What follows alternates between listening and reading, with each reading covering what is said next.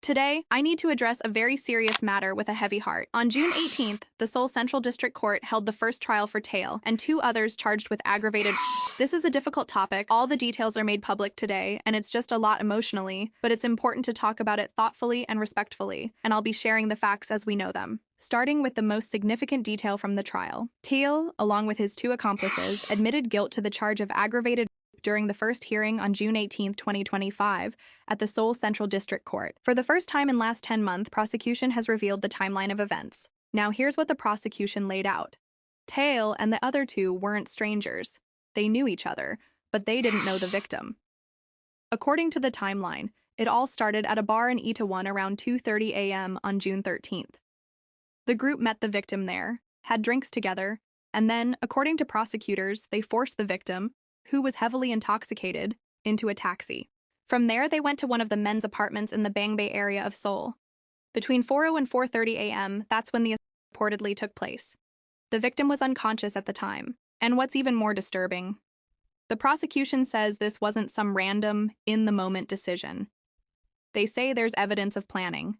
They pointed to messages between the three men, where they talked about how the victim was a foreigner, and even discussed manipulating the taxi's GPS so the tracking data would show a different location, not where the crime actually happened. It also came out that the victim is a Chinese national, confirmed by Taeil's legal team. They also explained that it took 2 months for police to analyze CCTV footage to properly track the movements of the defendants. Right now, the prosecution is pushing for each of them to serve 7 years in prison. Former NCT member Taeil has admitted to the charges brought against him. During his first trial on June 18th, prosecutors officially requested a 7-year prison sentence for him and his two accomplices. Not only him, his friends has also admitted to the charges. Interestingly, Taeil's life after being removed from NCT and SM Entertainment also came up during the trial. Taeil was officially removed from NCT on August 28th, shortly after news of the investigation broke, and he was first summoned for police questioning.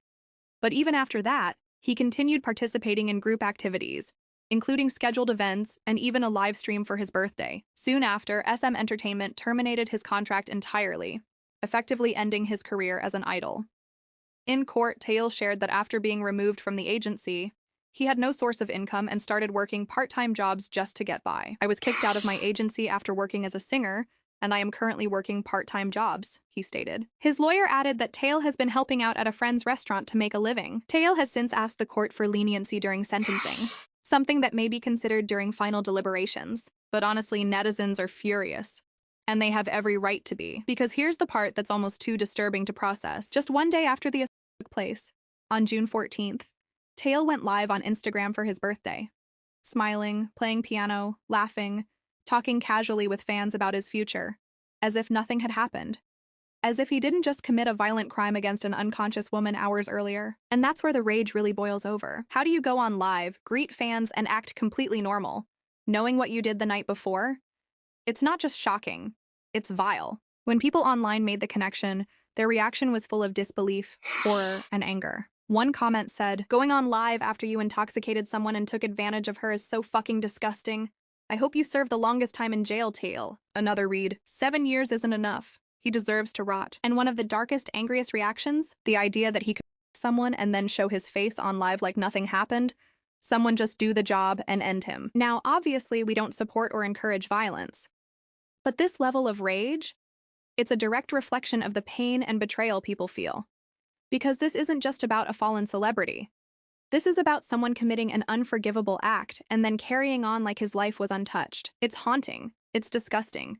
And it shows just how good some people are at hiding the worst parts of themselves right in plain sight. And now comes the part that really leaves a bad taste in everyone's mouth. Taeil had the audacity to ask for leniency. Yes. After committing such a horrific crime, this man and his legal team had the nerve to stand in court and ask for mercy. Their reasoning? Taeil supposedly turned himself in, and he reached an agreement with the victim. According to Taeil's lawyer, he submitted a statement of self-surrender to the police. He also went through the difficult process of reaching an agreement with the victim, who is Chinese, and even received a letter from the victim stating she did not want further punishment levied. Let's break that down. First, the prosecution made it very clear they're not buying it. Not one bit. They straight up questioned the sincerity of Taeil's so-called self-surrender, arguing that the statement didn't hold the weight of a true voluntary confession, They raise doubts over whether Taeil actually came forward with remorse, or whether he only cooperated because the evidence against him was too strong to deny. And second, that agreement with the victim? We need to talk about how unfair that can feel in cases like this. The victim, being a foreigner in Korea, may have felt immense pressure, emotional, social, and legal pressure. Reaching a settlement in these situations doesn't automatically mean forgiveness or peace. It often means survival. Taeil's team using that letter as a defense feels deeply manipulative to many people.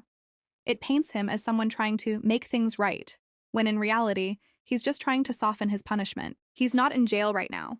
He's being investigated without detention, because the court decided that since all three men admitted to the crime, there's little risk of them running or tampering with evidence. But that doesn't sit right with a lot of people. The idea that Taeil is still out and walking free, while the victim lives with the trauma of what happened, feels like a failure of justice to many.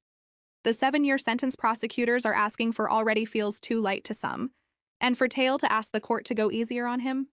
It's insulting. There's no real accountability in asking for leniency when you only confessed after being caught.